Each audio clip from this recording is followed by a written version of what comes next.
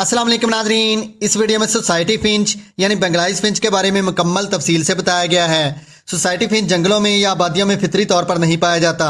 माहिरीन इसे सफ़ेद दुम वाली मोनिया, जिसे स्ट्राइड फिंच भी कहते हैं, उसकी क्रॉस ब्रीडिंग के नतीजे में वजूद आने वाली फिंच कहते हैं। बुनियादी तौर पर इसे जापान और वस्ती एशिया के आबी ज़राई इलाकों में देखा गया। इसकी मकबूलियत में उस वक्त इजाफा हुआ जब इसे 1860 में यूरोप के चिड़ियाघरों में मुतारफ कराया गया। इसकी सुरीली आवाज़ और खूबसूरत रंग की वजह से लोग इसे बहुत पसंद करने लगे और ये एक तजारती परिंदा बन गया।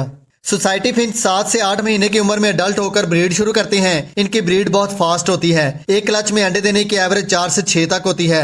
12 से 15 दिन बाद अंडों से बच्चे निकल आते हैं। 30 से 35 दिन बाद बच्चे बड़े होकर घोंसले से बाहर आ जाते हैं। घोंसले से निकलने के बाद बच्चों को कम से कम 10 से 15 दिन तक उनके वालिदैन के साथ रहने दें। जब खुद खाना पीना शुरू कर दें तो अलग कर दें। सोसाइटी फिंच मुख्तलिफ रंगों में पाई जाती हैं, जिनमें common Bengalese, common pied, market pied, chocolate, fawn, chestnut, dilute, peerless, pearl, crested, albino, clear wing, red और मोका शामिल हैं।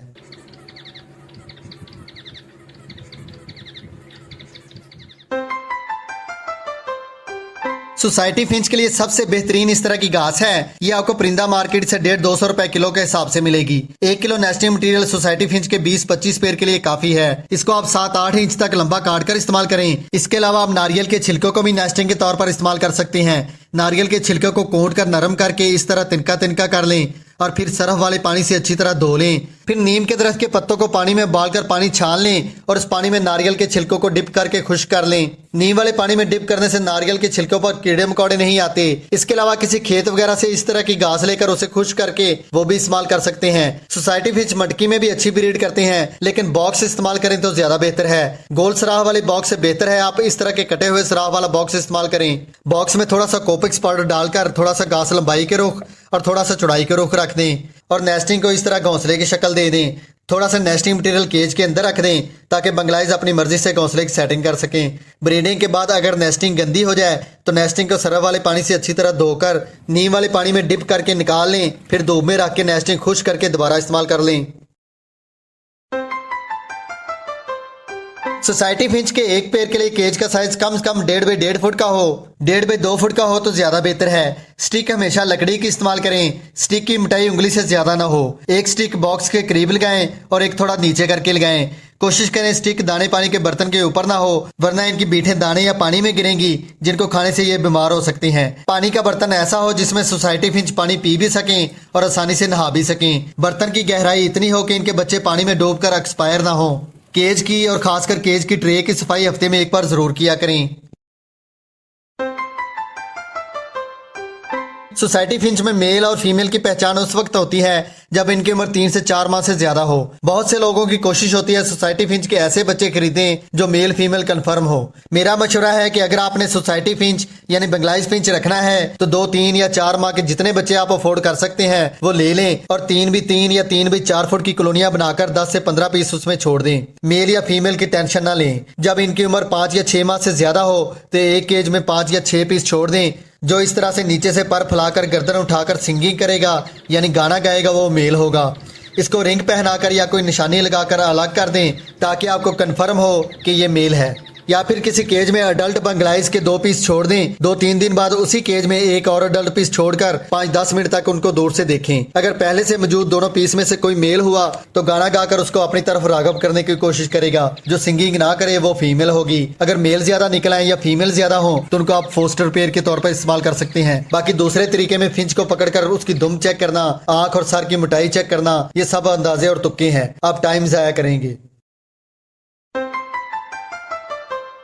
सोसाइटी फिंच के लिए दाना वही है जो आप ज़ेब्रा फिंच या दूसरी किस्म की फिंच को खिलाते हैं। फिंच के लिए दाना अलग अलग खरीद कर खुद तैयार करें तो ज्यादा बेहतर है। मैं ये सीड मिक्स 3 किलो दाने के हिसाब से तैयार करने लगा हूँ। अगर आप सीड मिक्स 1.5 किलो तैयार करें तो चीजों की मिकदार आधी कर दें। अगर 6 किलो तैयार करनी है तो चीजों की मिकदार डबल कर दें। 3 किलो सीड मिक्स तैयार करने के लिए आपको चाहिए 1.5 किलो चीना, 1 किलो पीली बरीक कंगनी, 1 पाव लाल बरीक कंगनी, 1 पाव कनेरी सीड। ये चारों चीजें बंगलाइज फिंच को हर मौसम में खिला सकते हैं। इसके अलावा गर्मियों के मौसम में 50 ग्राम खसकास भी इसमें शामिल कर सकते हैं। सर्दियों के मौसम में आप इसमें 50 ग्राम सफेद या काले तिल भी शामिल कर सकते हैं।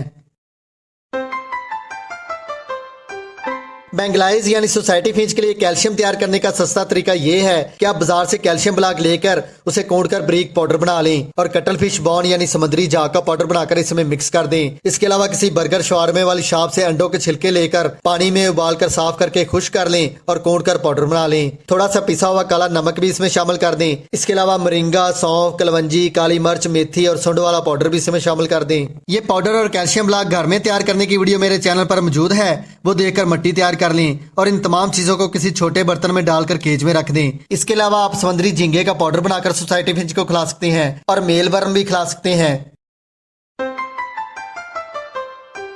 बेंगलाइज फिंच के लिए एग फूड, सॉल्ट फूड और ग्रीन फूड बहुत जरूरी है। एग फूड बनाने के लिए अंडे को अच्छी तरह उबाल लें और इस तरह कश कर लें। खाली अंडा भी खिला सकते हैं और इसमें रस का बारीक चूरा करके इन दोनों चीजों को मिक्स करके भी खिला सकते हैं। इसके अलावा चुकंदर या गाजर को कश करके भी इसमें शामिल कर सकते हैं। सलाद के पत्ते या बंद गोभी वगैरह को बिल्कुल बारीक काट कर डाल सकते हैं। बेहतर तो यही है आप समुद्री झाग और अंडा को छिलके और दूसरे कैल्शियम को अलग से खिलाएं। अगर अलग से नहीं खिला सकते तो एग फूड पर थोड़ा सा छिड़कर भी खिला सकते हैं। एक पेड़ के लिए एग फूड का 1 चम्मच काफी है। गर्मियों के मौसम में 1 दिन के वक्फे से और सर्दियों के मौसम में रोजाना ये एग फूड अपने बेंगलाइज फिंच को खिलाया करें। ग्रीन फूड में आप पुदीना के पत्ते, मेथी के पत्ते, लहसुन के पत्ते, पालक के पत्ते, सलाद के पत्ते और बंद गोभी के पत्ते, गर्मियों में धनिया के पत्ते भी खिला सकते हैं। इसके अलावा घिया तोरी, गाजर, चुकंदर, कद्दू, टिंडे वगैरह भी कश करके खिला सकते हैं। पत्तों को बारीक काट लें। गाजर या चुकंदर या कद्दू वगैरह को कश कर लें। 2-3 सब्जियां मिक्स करके भी खिला सकते हैं और अलग अलग भी खिला सकते हैं। ग्रीन फूड के अलावा मूंग की दाल या फिर मूंग की दाल का स्प्राउट बनाकर भी खिला सकते हैं या फिर मुख्तलिफ किस्म की दालों को 12 घंटे के लिए भिगोकर रख दें और थोड़ा सा मैश करके सोसाइटी फिंच को खिला दिया करें। सोसाइटी फिंच के पैर को अलग अलग रख के ब्रीड लेना चाहिए। अगर इनको ज़ेब्रा फिंच की तरह कॉलोनी बनाकर रखें और ब्रीड लेने के लिए मटकियां या बॉक्स लगाकर दें तो ये नेस्टिंग तो तमाम बॉक्स में करेंगी, लेकिन एक ही बॉक्स में बहुत सी मादियां इकट्ठे अंडे दे देंगी। खासकर रात के वक्त तमाम सोसाइटी फिंच एक ही बॉक्स में 10-12 इकट्ठी घुसकर सोने की कोशिश करती हैं, जिसकी वजह से अंडे ठीक से हैच नहीं होते या अंडे खराब हो जाते हैं। अगर आपने सोसाइटी फिंच यानी बेंगलाइज से अच्छी ब्रीड लेना है तो एक मेल के साथ 2 फीमेल लगाकर 1 क्लच में ज्यादा बच्चे हासिल कर सकते हैं। सोसाइटी फिंच के 7 से 8 महीने से कम और बच्चों से ब्रीड ना लें और कोशिश करें छोटे बच्चों को बड़ी उम्र के बच्चों के साथ एक केज में ना छोड़ें। ऐसा करने से नर छोटी उम्र की फीमेल को क्रॉस कर लेते हैं। कम उम्री में ब्रीड करने की वजह से फीमेल एग बाइंडिंग का शिकार होकर एक्सपायर हो सकती है या फिर फीमेल छोटी उम्र के नर के साथ जोड़ा बनाकर अंडे अनफर्टाइल देना शुरू कर देती है। इसलिए जब आप इनको कॉलोनी में रखें तो तमाम फिंच की उम्र एक जितनी हो और जब ब्रीड लेना शुरू करें तो इनकी उम्र कम से कम 8 माह से ज्यादा हो। ज्यादातर लोग सोसाइटी फिंच को महंगी नस्ल की फिंचेस मसलन Gouldian Finch, star Finch, oil Finch, diamond Finch और इसके अलावा लॉन्ग टेल फिंच के अंडे हैच करवाकर बच्चे पलवाने के लिए रखते हैं। देखने में आया है कि बेंगलाइज यानी सोसाइटी फिंच के 2 अडल्ट मेल अंडों को हैच करके बच्चों को बेहतर तरीके से पालते हैं। अगर आप मेल और फीमेल के जोड़े के नीचे अंडों को हैच करवाएंगे तो जोड़ा अपने अंडे भी देगा और जो आपने अंडे फोस्टर किए होंगे वो भी इनके नीचे होंगे। आपको पता नहीं चलेगा कौन सा अंडा फोस्टर किया हुआ है और कौन सा इनका अपना है। इसलिए अंडे फोस्टर करने से पहले अंडों पर निशानियां लगाकर रखें। अगर 2 फीमेल से अंडे फोस्टर करवाना है तो दोनों फीमेल आपस में क्रॉस होकर अंडे अनफर्टाइल देना शुरू कर देती हैं और आपने दूसरी फिंच के अंडे भी फोस्टर किए होंगे, इसलिए खराब अंडे जाया कर दें और जो दूसरी फिंच के अंडे हैच करवाने हैं उन पर निशानियां लगाकर रख दें। कुछ लोग 2 फीमेल के साथ एक नर लगाकर या एक नर के साथ 2 फीमेल लगाकर 7-8 अंडे हैच करवाकर बच्चे पलवाते हैं। ये डिपेंड करता है आपने एक क्लच में कितने अंडे फोस्टर करके बच्चे पलवाना है। अंडे फोस्टर करते वक्त आपने ऐसे ही किसी पेड़ के अंडे उठाकर इनके नीचे नहीं रखने। हो सकता है सोसाइटी फिंच अंडे हैच ही ना करें या अंडे खराब हो जाएं। जिन पेड़ से अंडे फोस्टर करवाने हैं उनकी उम्र 8 माह से ज्यादा हो। अगर आपने पहली दफा किसी पेड़ से अंडे फोस्टर करवाने हैं तो पहले इनके नीचे कोई डम्मी एग रखें या किसी पेड़ के खराब अंडे इनके नीचे रखें। जब आप देखें सोसाइटी फिंच अंडों पर बैठ रहे हैं, अंडों को सेकने लग पड़े हैं, तब आप खराब अंडे उठाकर जो अंडे हैच करवाने हैं वो इनके नीचे रख दिया करें। दूसरी नस्ल की फिंचों की निस्बत सोसाइटी फिंच कम बीमार होती हैं। सोसाइटी फिंच सर्दियों में ठंडी हवा लगने या सर्दियों में शाम के वक्त नहाने की वजह से सारी रात गीले रहते हैं और सर्दी लगने की वजह से एक्सपायर हो जाते हैं। सर्दियों में इनको नजला, जुकाम और सांस की बीमारी लग सकती है। आपको चाहिए सर्दियों में रात को केज से पानी निकाल दें और सुबह ताजा पानी केज में रख दिया करें और रात को शेड या केज को मोटे कपड़े या प्लास्टिक कागज से ढांप कर रखें। हो सके तो सर्दियों के मौसम में शेड के अंदर बिजली या गैस का हीटर लगाकर टेम्परेचर कंट्रोल करें। गैस का हीटर अपनी निगरानी में लगाएं। अगर गैस लीक होकर शेड में फैल गई तो तमाम परिंदे एक्सपायर हो सकते हैं। सर्दियों के मौसम में हफ्ते में 2 दिन जोशांदे वाला पानी बनाकर उस पानी का 1 चम्मच इनके पानी में मिक्स करके दिया करें। या फिर मेरे चैनल पर परिंदों के लिए गर्म पानी तैयार करने की वीडियो मौजूद है, वो वीडियो देखकर पानी तैयार कर लें और सर्दियों के मौसम में अपने परिंदों को पिलाया करें। गर्मियों के मौसम में इलेक्ट्रोलाइट या ORS या नमकोल वाला पानी पिलाया करें। गर्मियों के मौसम में शेड के एक तरफ एयर कूलर लगाएं और दूसरी तरफ कोई खिड़की या एग्जॉस्ट फैन हो जिससे हवा बाहर चली जाए। कोशिश करें एयर कूलर की ठंडी हवा डायरेक्ट फिंच को ना पड़े। बारिशों के मौसम में एयर कूलर का सिर्फ पंखा चलाया करें और पानी वाली मोटर बंद करके रखा करें ताकि हवा में नमी का तनासब ज्यादा ना हो। हवा में नमी का तनासब कम या ज्यादा होने की वजह से अंडों के अंदर बच्चे डेड इन शेल होने का खतरा होता है।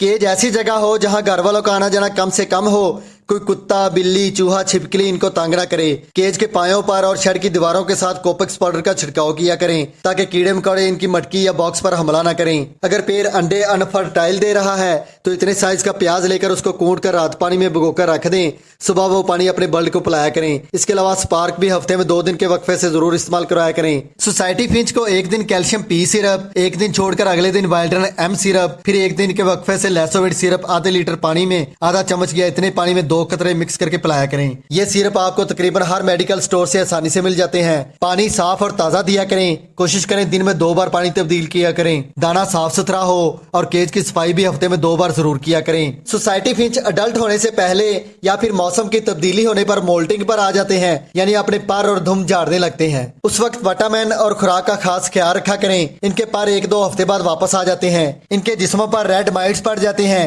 जिनकी वजह से ये अपने परों पर खारिश करते रहते हैं, खाना पीना कम कर देते हैं और कमजोर होकर बीमार हो जाते हैं। रेड माइट्स के खात्मे के लिए केज की सफाई रखा करें और अगली ब्रीड लेने से पहले नेस्टिंग तब्दील कर दिया करें और परिंदों को पकड़कर मुंह और आंखें बचाकर कोपेक्स पाउडर को इनके परों के नीचे लगा दिया करें। सेहतमंद सोसाइटी फिंच की निशानी ये है कि उसके पर डलके हुए नहीं होने चाहिए, पर चमकदार और खूबसूरत होने चाहिए। आंखों या नथनों में से किसी किस्म का पानी या मवाद खारिज नहीं होना चाहिए। सांस लेने में दुश्वारी ना हो, चुकन्ना और होशियार होना चाहिए। वीडियो पसंद आए तो लाइक जरूर करें। चैनल सब्सक्राइब नहीं किया तो सब्सक्राइब करके बेल का बटन ऑल कर दें। मिलते हैं अगली वीडियो में। अल्लाह हाफिज।